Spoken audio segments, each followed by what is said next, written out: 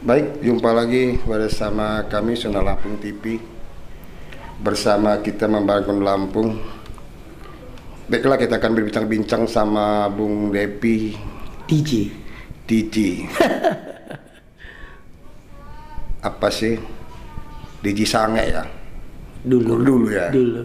Assalamualaikum warahmatullahi wabarakatuh. Waalaikumsalam warahmatullahi wabarakatuh. Apa kabar Bung Depi? Sehat. Sehat ya. Syukurlah kalau sehat. Penciuman masih bagus ya. masih kalau bau parfum nyonya masih lah. Masih. Anu rasa. Masih. Jadi masih pahit, asin, manis masih ya. Alhamdulillah masih. Oke lah Bung Depi. Bung Depi ini kan terkenalnya DJ Sange dulu ya. Betul. Iya, aku juga bingung apa sih DJ Sange. DJ Sange itu. Itu tahun berapa itu? Itu tahun 2004 hingga sekarang ya. Ya, insya Allah. Hingga sekarang ya. Apa sih kira-kira saya lihat di akhir tahun 2010 sampai sekarang kayaknya Bung Depi kayaknya sudah agak menjauhi yang namanya DJ lagi. Amin. Sudah hijrah ke sholat terus. Amin. Itu apa sih kok bisa lari ke gitu tuh perubahan itu? Sedikit saya cerita Bang Indra. 2004 saya pernah buat kaset Papa Gaul. Ya abang sendirilah yang nenarin gua ya.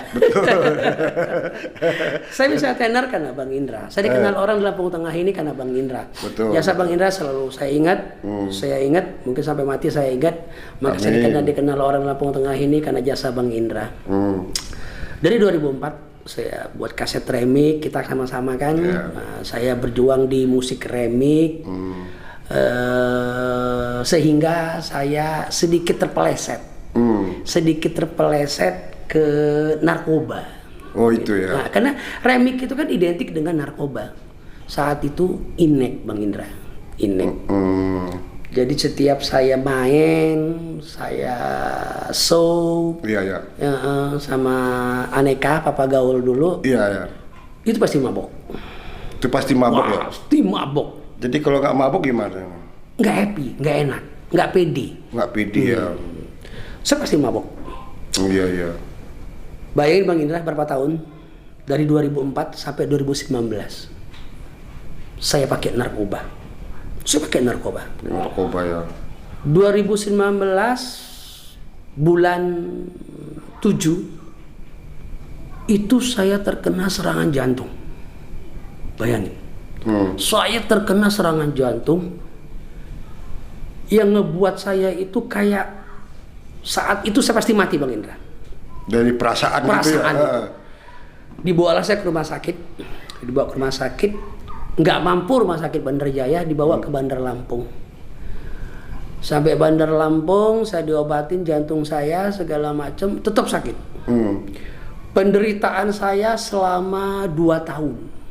Sampai sekarang saya masih mengkonsumsi obat jantung, ya? masih.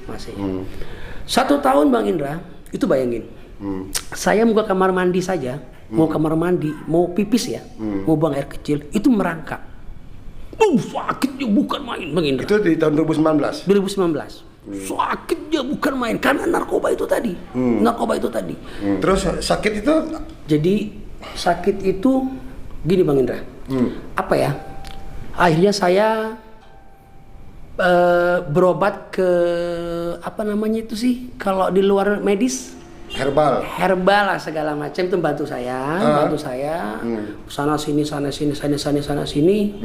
ternyata saya ketemu kiai ini kiai, dia nggak kasih saya obat, tidak beri saya obat. Apa kata kiai itu? Pesan dia begini, kalau lu mau sehat, kalau lu mau tetap hidup panjang, kata dia, sholat. Cuman itu aja. Sholat dan tangisi Allah itu, berdoa, meminta kepada Allah untuk kesembuhan kamu. Kalau obat itu hanya perantara, kata kiai itu. Di situ saya tok Bang. Wih, mantap. saya terenyuh. Benar. Selama ini saya jauh dari Allah. Selama ini saya jauh dari Allah, saya tidak pernah dekat sama Allah, saya tidak pernah menghadap Allah dengan sholat, tidak pernah. Itu ternyata Allah itu memberi saya penyakit ini teguran buat saya. Agar saya ingat pada Allah segala macam ya kan. Iya. Nah, tapi kalau yang namanya obat jantung tetap saya harus pakai, kan. Sama obat kejiwaan. Tuh Bang Indra, kalau gua nggak pakai obat kejiwaan itu gua nggak bisa ngapain. Gua bengong. Kalau nggak minum obat kejiwaan itu karena narkoba itu tadi. Kalau saya nggak pakai obat kejiwaan itu, tanya nyonya aku, tanya istriku, bahwa aku pasti kayak orang apa ya, kayak orang bengong gitu. Orang bengong gitu. Begitu aku pakai obat kejiwaan, normal. Aku bisa berinteraksi, aku bisa sholat, aku bisa jalan sini, jalan sana, jalan sini. Pokoknya kayak orang nggak sakit. Kalau minum obat kejiwaan itu. Benar nih Bang, ini kenyataan. Itu sampai sekarang? Sampai sekarang masih konsumsi. Memang obat itu narkoba juga sih, cuma dalam dosis yang tepat ya kan. Dalam izin kedokteran juga. Jadi Bang Indra, intinya begini. Gua kepengen pemuda-pemuda Lampung Tengah khususnya, itu tahu bahayanya narkoba. Contohnya saya. Sampai saya ketangkep di Palembang, ya kan, menjalani 2 tahun 7 bulan penjara karena narkoba itu tadi kan. Saya masih muda, sudah tersiksa, badan saya loyo, ya kan, badan saya tidak tegar, ya kan, saya sakit-sakitan sampai sekarang masih mengkonsumsi obat jantung. Itu bahayanya narkoba. Jadi saya ingin berpesan kepada seluruh pemuda Lampung Tengah khususnya, karena saya sayang sama Lampung Tengah, kita sayang sama pemuda Bang Indra ya. Kita sayang sama Lampung Tengah. Saya kepingin Lampung Tengah ini bebas dari narkoba. Karena mereka itu akan seperti saya nantinya. Penderitaan itu. Ya bayangin Bang Indra, kalau kita mau ke kamar mandi aja merangkak. Merangkak. Aku minta tuntun sama anakku, kadang sama istriku. Kan bukan main penderitaan itu. Itu berapa lama itu? 1,5 tahun. Yang kayak gitu? Yang kayak gitu. Alhamdulillah sudah 1,5 tahun ke sini sudah bisa ya, kita betul bisa ngobrol ini sudah agak sehat lah ya. Saya sudah sehat alhamdulillah. Allah beri saya kesehatan. Makanya saya Bang Indra, saya sangat berpesan sekali, saya mohon lah ya. Saya mohon kepada Allah untuk selalu beri saya kesembuhan, ya kan. Saya selalu sehat selalu, dan saya menghimbau juga kepada saudara-saudaraku, adik-adikku yang masih make, tolong berhenti deh. Berhenti Bang. Berhenti, gua mohon Bang. Kayak gua nanti penderitaan itu Bang. Gua mohon berhenti, nggak ada manfaatnya, ngebuat kita gila, ngebuat kita berhalusinasi. Pasti kita kalau nggak gila mati, itu pasti. Itu bahaya narkoba. Itu yang dipakai Bung Depi itu narkoba jenis apa sih? Inek sama sabu. Inek sama sabu. Sabu. Tapi yang bahaya sabunya. Bahaya sabu itu di mana? Coba dekat deh, jangan terlalu jauh. Jadi gini Bang. Coba. Kenapa saya pikir bahaya sabunya itu? Setelah kita pakai, memang happy, enak. Setelah itu, esoknya kita akan nagih.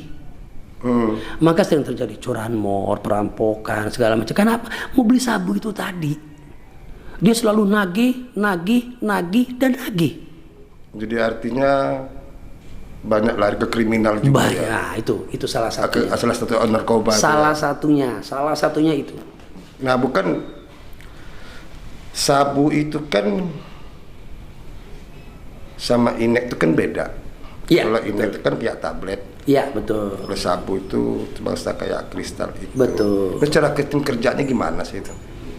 Kalau inek itu Bang In, kita harus ada musik. Kalau ekstasi? Iya, ekstasi. Karena yang dipacu kan jantung. Yang dipacu jantung kita. Itu jantung kita kan berdetak dengan cepat.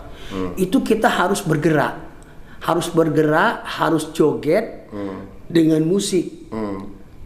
Artinya begini, kalau jantung kita dipacu dengan cepat, kita tidak bergerak, nanti kita mati dong. Oh gitu. Iya. Itu yang namanya kolab itu. Iya. Bener. Itu yang namanya kolab. Iya. Itu ekstasi. Ekstasi. Nah, kalau sabu, otak kita kotor. Lain lagi. Kotor gimana? Pasti kotor otak kita. Kalau kena kotornya? sabu. Ya awalnya enak sih, happy. Begitu habis pakai happy, ngobrol sama temen, hana hene lah ya. Sama teman, pokoknya paling enjoy kita, paling sip kita, paling ganteng kita. Oh, udah pakai itu ya? Sudah pakai itu kan. Berarti PD-nya full ya? Wah, full lah itu, benar. Full banget ya? Bahasa yang tepat itu PD-nya full. Tapi setelah esok paginya, itu kan lagi kembali. Kita loyo, tidak bergairah, malas. Di otak kita cuman sabu. Kita orang susah. Gimana kita nggak ngebegal, kita nggak ngerampok, kita nggak maling, kita nggak nyopet? Karena narkoba itu tadi kejam loh narkoba ini, sadis, lebih dari iblis. Ya mungkin narkoba ini selevel lah sama iblis. Narkoba ini selevel sama iblis. Mempengaruhi diri kita gitu loh. Jadi sugesnya itu ya? Wah, bukan main, bukan. Saya cerita begini nih Bang Indra, kenapa saya curhat ini sama ya, Bang betul. Indra? Ya. Karena saya sudah merasakan sakitnya. Saya merasakan kejamnya karena narkoba ini. Maka saya pengen ngobrol sama Bang Indra ini untuk tukar dengan bahasanya ya, tukar pengalaman ya sama rekan-rekan adik-adikku pemuda Lampung Tengah ini. Begini loh bahaya narkoba. Kena penyakit jantung, penyakit dalam, kena saraf, dan kejiwaan. Endingnya ke situ ya? Pasti ke situ endingnya, pasti ke situ.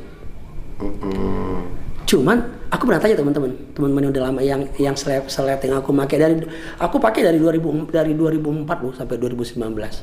Aku tanya. Berarti 9 berapa tahun? 9 tahun. Nah, iya 9 tahun ya. Iya. Aku tanya gini, berhenti dong. Apa yang lagi udah tua kata gua. 15 tahun. Iya. 15 tahun, gimana juga. Sampai kata gini, teman-temanku, berhenti dong, ngapain pakai narkoba lagi, ngapain? Udah tua kita ini, gua bilang. Wih, kalau kita berhenti, ntar gua mati kata dia. Banyak contohnya teman-teman, begitu berhenti mendadak, orang koit semua. Sugesnya di itu situ. ya? Maka teman-teman ini kadang-kadang mau berhenti takut. Aneh kan? Oh iya. Kan kematian itu kan milik Allah sih. Benar, kematian itu milik Tuhan. Benar. Bukan ya kayak apa ya? Kalau mitosnya seperti itu kan salah, itu mitos yang salah kata gua. Gitu loh sama teman-teman. Iya. Jadi saya selalu menghimbau, memperingati buat teman-teman, buat adik-adikku yang belum pernah mencoba, jangan pernah mencoba. Pasti dia terperangkap dengan dunia itu. Janganlah untuk yang belum pernah mencoba, adik-adikku Lampung Tengah khususnya, yang ku sayangi, yang ku cintai, jangan pernah untuk mencoba narkoba jenis apapun juga. Sekali mencoba, Anda terperangkap. Ya. Coba, itu jelas. Seperti jari-jari iblis mencengkram. Ya maksudnya begitu, iya kan? Dia terperangkap, terperangkap dengan jari-jari iblis itu kan, dia nangkap seperti itu. Itu pasti. Berarti sekali kepengen 2, gitu, 2 pengen 3 ya. Kok enak ya? Coba lagi deh. Kok enak ya? Coba lagi deh. Keterusan. Keterusan. Jadi makanya, bila kata Bang Enda tadi nanya, kok aku sudah mulai nggak nge-DJ lagi segala macam. Nah salah satunya itulah Bang Indra. Salah satunya itulah yang ngebuat aku untuk turun di dunia musik. Artinya tetap di dunia musik tetap cuma sudah mengurangi kadarnya gitu loh. Sudah nggak remikan lagi, sudah lagu-lagu pop, lagu-lagu koplo yang sedang hit sekarang ini. Kalau itu kan tidak perlu pakai narkoba gitu loh. Cuman kira-kira ada nggak sih niat dari Bung Depi itu, saya berhentilah dari musik lah? Gimana Bang ya? Kalau lu tanya itu gua bingung jawabnya. Enggak, begini Bung Depi. Identik musik itu kan mabok sih. Betul. Iya. Betul. Apa dia mabok pigu? Betul. Apa dia narkoba? Betul. Tanpa itu nggak asik. Betul. Nah, betul artinya sekali. kalau Bang Depi itu udah hijrah lah ya, sudah menjauhi dunia Insya Allah, itu. amin. Kira-kira ada nggak sih di benak Bung Depi adalah gua musik cukup sekian. Nah ini Bang, dilemanya gue Bang. Gimana? Ini cerita gue nih. Gue curhat ya. Curhat aja. Dilema gue begini Bang. Curhat aja. Gue ini cari makannya dari musik, gitu loh. Gue cari makannya, anak gue bisa sekolah, anak gue anak gue bisa sekolah, gue bisa ngasih makan anak gue, ya kan? Itu dari musik.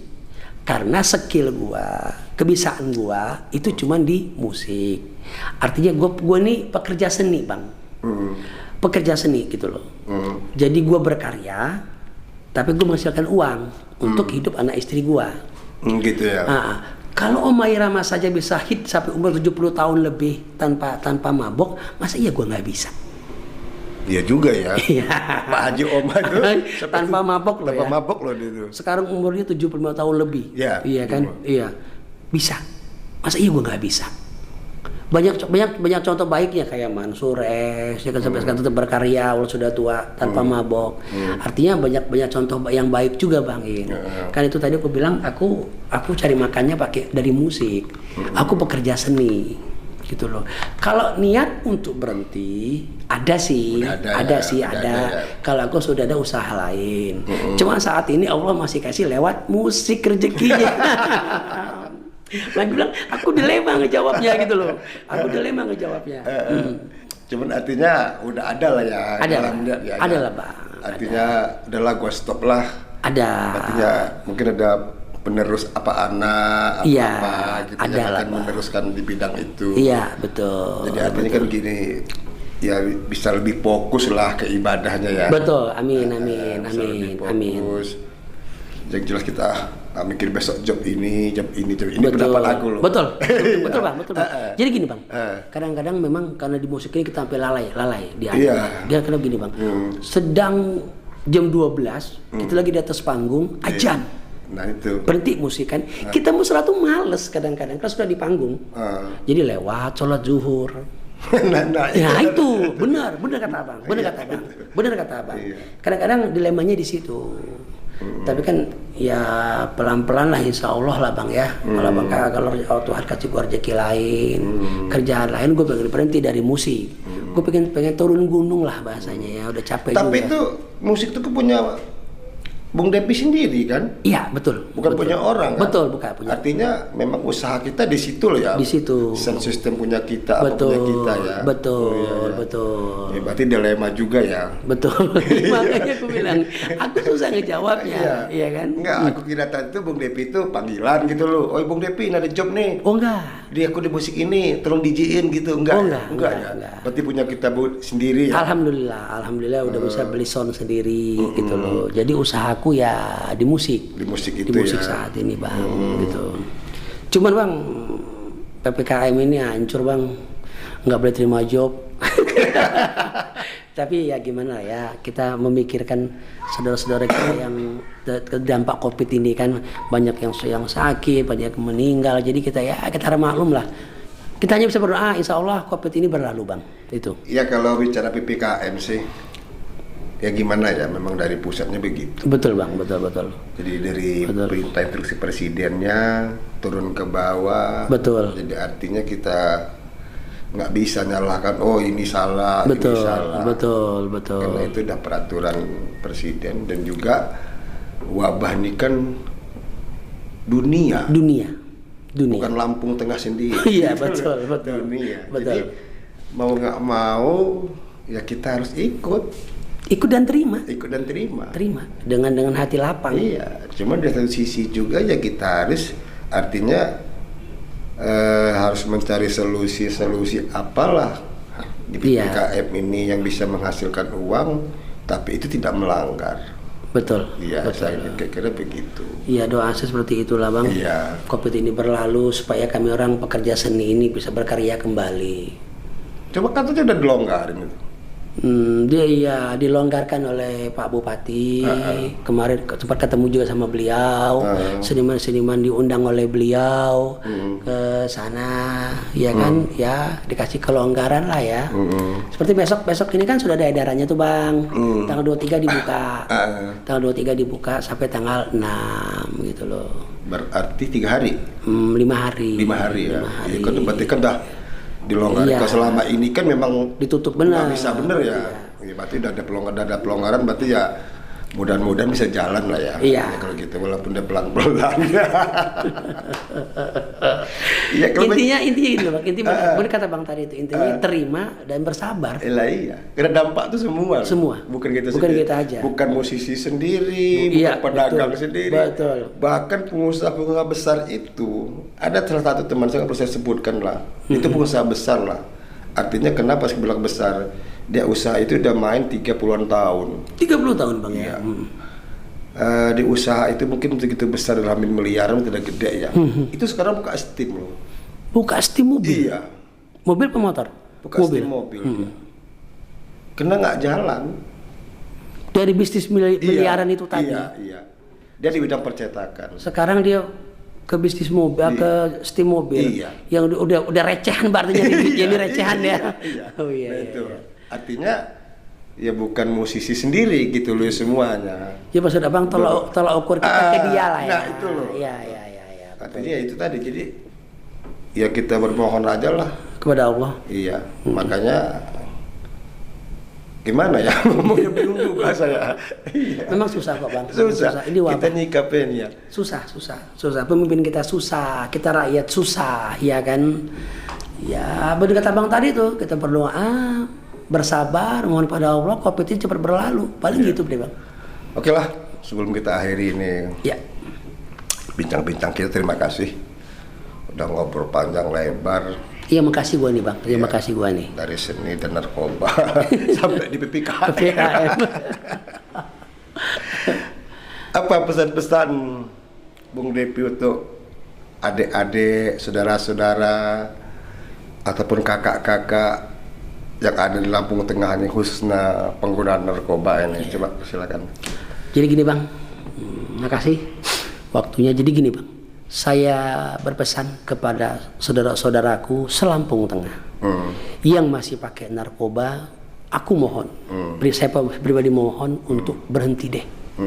Berhenti deh, contohnya gua. Penderitaan gua 2 tahun begitu sakitnya itu karena narkoba. Untuk teman-teman saudara-saudaraku yang masih pakai, aku mohon untuk berhenti. Cuman kalau adik-adikku yang belum pernah mencoba, jangan pernah sekali-sekali untuk mencoba. Sekali Anda mencoba, pasti Anda terperangkap. Itu pesan saya. Oke. Sekali Anda mencoba, akan terperangkap. Betul. Terima kasih. Bye-bye. Bye-bye.